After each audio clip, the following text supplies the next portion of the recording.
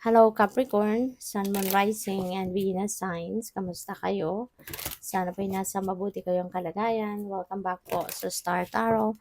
At kung bago kayo rito, welcome din po kayo. Please subscribe, like, share my videos, and leave me a comment kung nakaresonate po kayo. Thank you. Wow.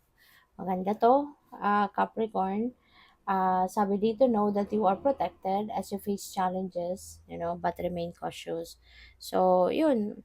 Baka maaari meron kayong mga challenging situations na kinakaharap sa ngayon. Pero, yun nga, huwag kayong mag-alala. Diba? Kasi, ah, ah, meron reminder sa inyo dito na you are protected. No? You are divinely protected. Nandiyan dyan yung spirit team mo. At nakaprotekta sa'yo, binabantayan ka, pinoprotektahan ka, 'di ba? Pero it doesn't necessarily mean napapabayaan mo na lang na ganyan, you still have to do your part, 'di ba? Kailangan mo pa rin na maging cautious ka, maging maingat ka, maging aware ka, 'di ba, sa paligid mo. All right? So, we have celebrations. Sabi dito, you are ready to bring new and exciting things into your life. So, maaring meron kang mga o puwedeng merong mga achievements ka, accomplishments na ise-celebrate dito. And yung mga achievements mo na yan, and accomplishments, for sure magdadala yan ng parang bagong opportunity sa sarili mo, sa buhay mo, para mas lalo kang umangat, no? Mas lalo kang mag-prosper. At yeah, so those are going to give you a chance to embrace a new chapter in your life, 'di ba? So may mga panibago kang gagawin sa buhay, mas meron kang mga panibagong aakapin dito na more challenging situations, 'di ba? Kasi gano'n talaga ang buhay, 'di ba? Laging merong bagong mangyayari and you never know, 'di ba? Kung ano yung mai-expect mo. Maaring meron kang expectations na sinet mo sa sarili mo pero ah minsan hindi rin naman 'yan ang talaga nangyayari, 'di ba? So 'yun, luck, may suwerte ka talaga 'no, kaya itong mga celebrations na 'to, maaaring dahil din 'yan sa mga biyayang dadating sa'yo, 'di ba, or dumating na. Para sa iba sa inyo siguro dumating na yung suwerteng ito, kaya 'yun na nga, nagkaroon na kayo ng achievements, ng accomplishments, 'di ba? Maaari din ang iba sa inyo magkakaroon ng opportunity, 'di ba, na para na magkaroon pa kayo ng pagkakataon na mas lalo kayong mag-prosper sa buhay, lalo kayong umasenso, umangat, 'di ba? Mag-succeed sa kung ano man ang mga bagay-bagay na pinagkakaabalahan ninyo. So, by the way, maraming salamat no, for subscribing. And if you haven't subscribed yet, subscribe na kayo. And also, maraming salamat din for not skipping the ads. Malaking bagay po yan sa channel. And please click the join button sa baba ng video kung gusto po ninyo na mag-join kayo sa membership. Okay? So, we have authentic self at meron tayong revelation. So, pwedeng magkasama talaga tong mensahe na to, no? Magkasama silang bumabae. So, yung authentic self, maaaring ipapakita mo na you're going to reveal to the world your authentic self. Baka ngayon, tatanggalin mo na yung maskara mo, tatanggalin mo na yung mga pretensions mo, maaaring tatanggalin mo na yung, alam mo yun, kung ano man yung mga sinu-sugarcoat mo about yourself, no? You are going to clear it, 'di ba? You're going to clear the air at ipapakita mo na dito yung totoong ikaw.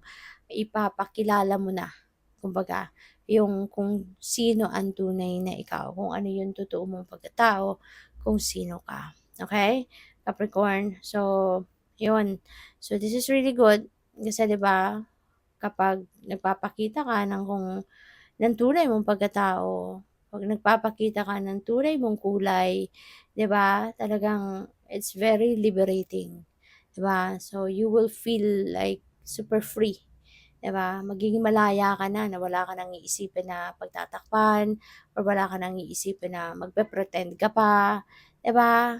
Free ka na ipakilala na or ipakita na kung sino yung tunay na ikaw, alright? And possible din ng iba dito, this could be a new path in your life na maaaring Baka ang iba sa inyo nalilito, where am I heading? Where am I going after this? 'Di ba, yung mga gano'n, Capricorn. Kaya huwag kang mag-alala, 'cause the path towards that new path na dapat mong, puntahan, ipapakita na sa'yo ng divine. It will be revealed to you. Kaya dapat na maging ano ka, maging sensitive ka, maging, mag-tune in ka lagi sa iyong intuition, pakinggan mo din yung, language of your body kasi maaaring diyan 'no, ipapakita na sa'yo ng universe, ile-lead ka na towards doon sa kung ano man ang path na 'to na dapat mong puntahan, okay? So, listen to your intuition and, maging mapagmatyag ka, maging observant ka sa mga signs, sa mga symbols, synchronicities, omens na pupuwedeng, puwedeng ipakita sa'yo ng divine, okay? Na magle-lead sa'yo patungo doon sa path na 'yan. So, we have inspiration, ayan, magiging inspired ka sa ngayon, 'di ba? Magiging excited, inspired, yung mga ganyan. Kaya, yeah, siguro din ang iba sa inyo mahilig 'no, sa music. Baka nagtutugtog din kayo ng mga musical instruments or maaaring artist ka, nagpipinta ka, nagdo-drawing ka, mga ganyan. So, regardless kung ano man itong, art 'no, na ginagawa mo, yung interest mo, so maaaring you will be inspired to ano, get into it sa ngayon. Kasi baka alam mo yun, dahil sa dami ng inaasikaso mo, baka nakakalimutan mo na 'to, 'di ba? O maaaring parang nagkaroon ka ng disconnection, 'di ba, dito sa mga interest mo. Pero ngayon, maaaring mai-inspire kang muli na hawakan muli yung instrument na tinutugtog mo or maghahawak ka muli ng mga paintbrushes para magpipinta ka, yung mga gano'n ba. So, tingnan natin ano pa ang ganap.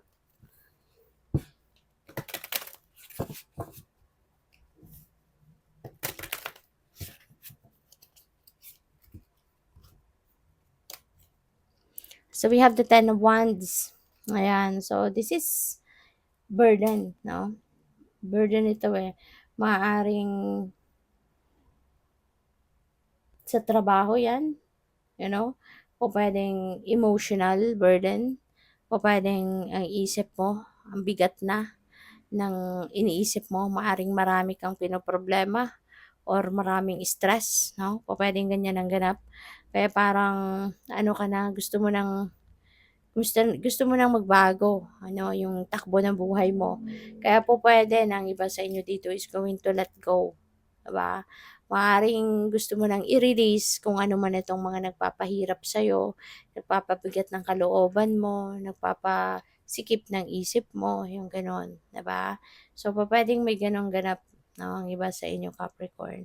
Kaya, yeah, there could be releasing dito, letting go of whatever is ano, is burdening you. So what else? We have the Apprentice of Wands.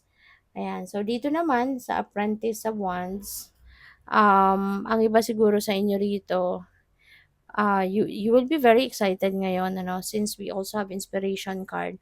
So pupuwede talaga na you will be very inspired, you're going to be very motivated. So siguro merong ano dito nag-inspire sa'yo. Maaaring tao, 'di ba? Maaaring tao yung nag-inspire sa'yo sa ngayon or maybe yung interest mo mismo, 'no? Maaaring naging hobby mo ito dati.